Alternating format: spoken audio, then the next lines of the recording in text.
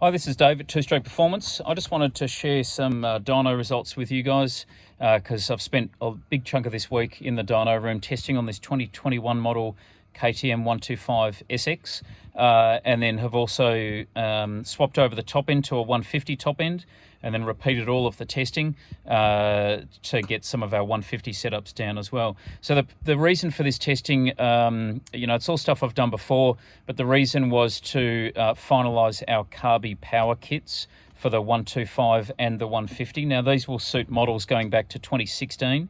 So first part of the power kit is a Scalvini pipe, which you can see here. Looks absolutely awesome. Performance of this pipe is really, really impressive. Generally adds, I guess you'd call it mid-range, upper mid-range, peak power and over rev. The stock pipe on these is not too bad, but there is a little bit of a dip in power on the stock pipe around about 10 to 11,000 RPM. So this pipe fills that dip. It then gives higher peak power and more over rev. And as I said, they look absolutely awesome. Next thing on this bike is one of our billet heads. Now this is actually a pre-production billet head. I've got this is actually a TPI temperature sensor in there just for testing, just making sure the head design works with no leaks or anything like that. So this billet head uses the same head insert for the 125 or the 150 that we've been selling for a long time, but obviously now we just have the billet outer part. These will be anodized in bronze like all of the rest of our heads, and the performance that the head alone gives is really impressive as well. The next piece of the puzzle, one of our programmable ignitions loaded with our own TSP maps. So these ignitions have two curves. They do come with a switch up on the bars, so you can flick between map 1 and map 2. Generally, one of the maps is, I guess, the tuned performance map, and the other map is either a softer map or a map to suit the stock pipe, just depending on which bike it's for. On this particular bike as well, I've also been testing a Keihin PWK 38mm carby. Now these carbs are a really worthwhile mod on the 250s and 300s as a replacement for the stock Mikuni carb. And I've been doing a bit of testing on the 125 and 150, and even on these small bore bikes, it's still a really worthwhile mod. Generally, the improvement that you'll get is much, much better part throttle response out of one of these PWK 38mm carbs. Much cleaner and crisper and smoother running, much more stable jetting, so once you get them set, they don't fluctuate quite as much as the stock Mikuni. And overall, a really, really worthwhile addition to what is already a really good engine on these. So now I'll go over to the computer and show you some of the results, because yeah, they've been quite impressive. So first up on the screen, I've got the results for the 125. So the top lines here, this is horsepower, and this is torque, or just a section of the torque curve. Focusing on the horsepower curve, so the blue line is a stock bike, and that made 39.2 at the rear wheel on our dyno. Now these KTM125s are really consistent. We normally get 39.1 or 39.2, so that's exactly the sort of number I would expect to see out of a well-running bike. And with our head, the Scalvini pipe, one of our ignitions, and the PWK carby fitted, we got 41.4, and as you see, it pulls harder everywhere from about 8,500 RPM all the way up. There's some points to note: around about 10,500, that's about a 2.5 horsepower gain. We've got about 2 and a bit horsepower at peak. And in the over rev, say at 12,500, there's, what's that? That's at least 10 horsepower in the over rev. Now, obviously not many riders spend a huge amount of time in this area, but if you are, flying down a straight and want to hold a gear a bit longer into a corner without having to change up, this will allow you to do that a lot better. What you'll notice most riding this setup is that the bike will just pull harder everywhere. On the exit of corners, the meat of the power is a lot stronger everywhere. For those people who are interested, the difference between the Mikuni carb and the PWK carby, they both basically make the same peak power, but as I said, the PWK really improves the throttle response, especially at part throttle.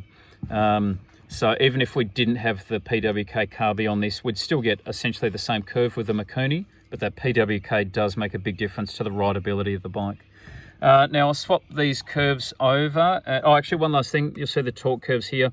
So the blue line here is basically peak torque on the stock bike, and you can see that the modified bike matches the stock peak torque from about just before 10,000 RPM and holds it to about 12,000. So you've got a 2,000 to 2,500 RPM spread there on the modified bike running our power kit, where torque is higher than what it is on a stock bike.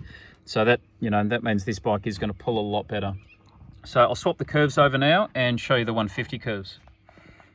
So here we go. Here are the results for the 150. This is the light blue line here. This is the horsepower curve for a stock bike. Now the modified 150, you can see it makes more power everywhere from right down low. And peaks at 44.2 at the rear wheel versus 41.1. So there's a bit over a 3 horsepower gain at peak power on the 150. And again, similar to the 125, just more power everywhere. At every point along the curve, there's at least a couple of horsepower in this area, and you've got, 3 to 10 horsepower more in the over rev up to 13,000. And looking at the torque curve, so peak torque on the stock bike is around about here at 11.5. Now the modified bike with our power kit matches or beats that everywhere from about 9,300 or 9,200 up to about 12,200. So there's a 3,000 RPM spread there where you're making quite a bit more torque than the stock bike can produce at peak. So again, with this bike, this will pull a lot harder from corner to corner. It'll rev out further. Part throttle response is significantly better. Just overall a way better bike to ride.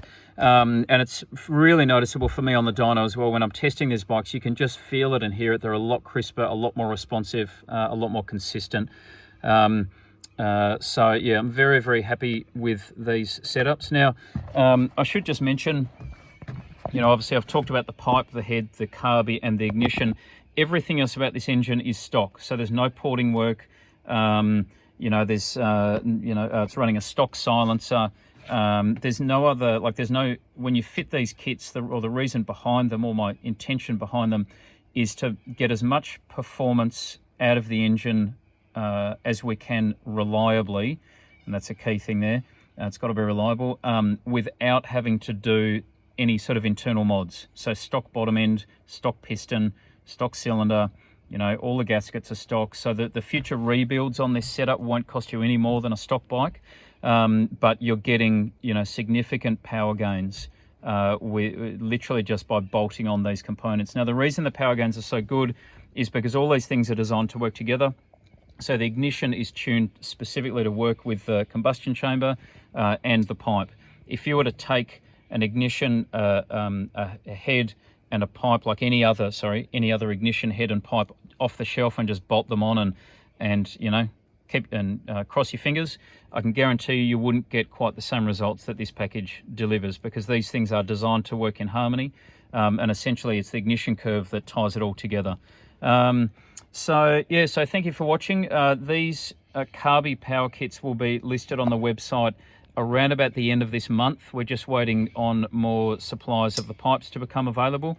We'll have heads, ignitions and pipes and carbies as well on the shelf ready to go for these bikes, the 125 and the 150, but we'll also be listing the 65 and the 85 for the KTMs, and also the YZ125 for the Yamahas.